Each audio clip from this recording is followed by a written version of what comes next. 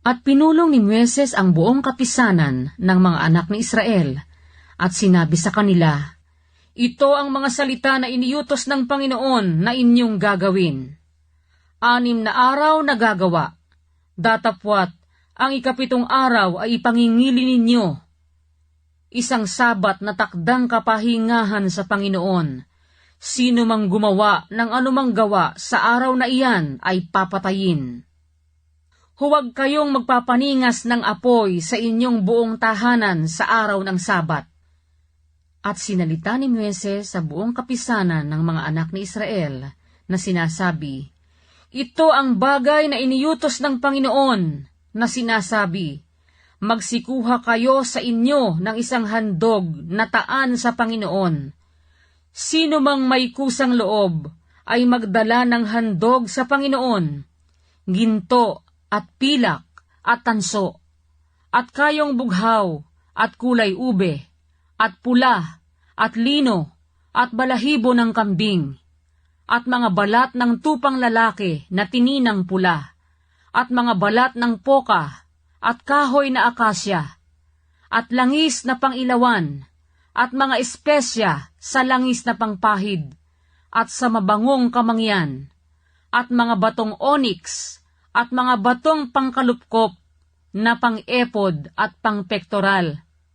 At pumarito ang bawat matalino sa inyo at gawin ang lahat ng iniutos ng Panginoon.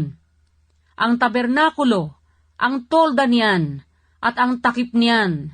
ang mga kawit niyan, at ang mga tabla niyan, ang mga barakilan niyan, ang mga haligi niyan, at ang mga tungtungan niyan, ang kaban, at ang mga pinggan niyan, ang luklukan ng awa, at ang lambong ng tabing, ang dulang, at ang mga pinggan niyan, at ang lahat ng kasangkapan niyan,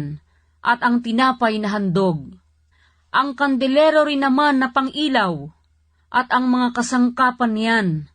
at ang mga ilawan niyan, at ang langis na pangilawan, at ang dambana ng kamangyan, at ang mga pinggan niyan, at ang langis na pangpahid, at ang mabangong kamangyan, at ang tabing na pangpintuan sa pintuan ng tabernakulo, ang dambana ng handog na susunugin, 10 ng salaang tanso niyan, at lahat ng mga kasangkapan niyan, ang hugasan at ang tungtungan niyan, ang mga tabing sa looban, ang mga haligi niyan, at ang mga tungtungan ng mga iyan, at ang tabing sa pintuan ng looban, ang mga tulos ng tabernakulo, at ang mga tulos ng looban, at ang mga panali ng mga iyan, ang mga mainam na yaring kasuotan sa pangangasiwa sa dakong banal, ang mga banal na kasuotan kay Aaron na saserdote, at ang mga kasuotan ng kanyang mga anak, upang mga siwa sa katungkulang saserdote. At ang buong kapisanan ng mga anak ni Israel ay umalis sa harap ni Moises. At sila'y lumapit lahat ng tao na napukaw ang kalooban, at lahat na pinapagkusa ng sariling diwa, at nagdala ng panghandog sa Panginoon, sa gawain sa tabernakulo ng kapisanan, at sa buong ipaglilingkod, at sa mga banal na kasuotan. At sila'y naparoon, mga lalaki at mga babae, yaong lahat na nagkaroon ng kusang loob, at nagdala ng mga espile, at ng mga hikaw, at ng mga singsing na panatak, at ng mga pulsera, ng madlang hiyas na ginto, sa makatwid bagay, lahat na naghandog ng handog na ginto sa Panginoon. At bawat taong may kayong bughaw, at kulay ube, at pula, at lino, at balahibo ng mga kambing, at balat ng mga tupa na tininang pula,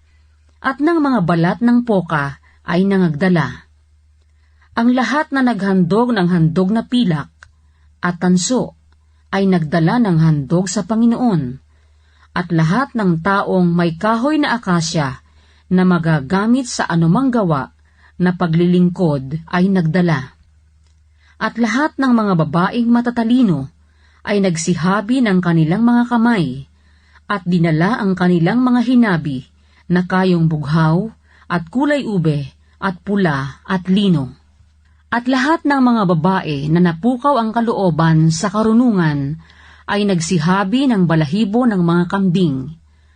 At ang mga pinuno ay nagdala ng mga batong onyx at ng mga batong pangkalupkop na gamit sa epod at sa pektoral, at ng mga espesya at ng langis na pangilawan at langis na pangpahid at pangmabangong kamangyan. Ang mga anak ni Israel ay nagdala ng kusang handog sa Panginoon, bawat lalaki at babae, na ang puso'y nagkusang nagpadala ng magagamit sa lahat na gawain na iniutos ng Panginoon sa pamamagitan ni Moises na gawin. At sinabi ni Moises sa mga anak ni Israel,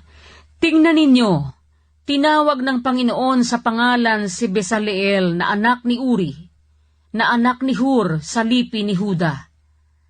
At kanyang pinuspos siya ng Espiritu ng Diyos tungkol sa karunungan, sa pagkakilala, at sa kaalaman, at sa lahat ng sari-saring gawain, at upang kumatha ng mga gawang kaaya-aya na gumawa sa ginto, at sa pilak, at sa tanso, at sa pagputol ng mga batong pangkalupkop, at sa pag-ukit sa kahoy, na gumawa sa lahat ng sari-saring maiinam na gawa. At isinapuso niya ang katalinuhan, na siya'y makapagturo, siya, at gayon din si Aholiab na anak ni Ahisamak sa lipi ni Dan. Sila'y kanyang pinuspos ng karunungan sa puso, upang gumawa ng lahat na sari-saring gawa,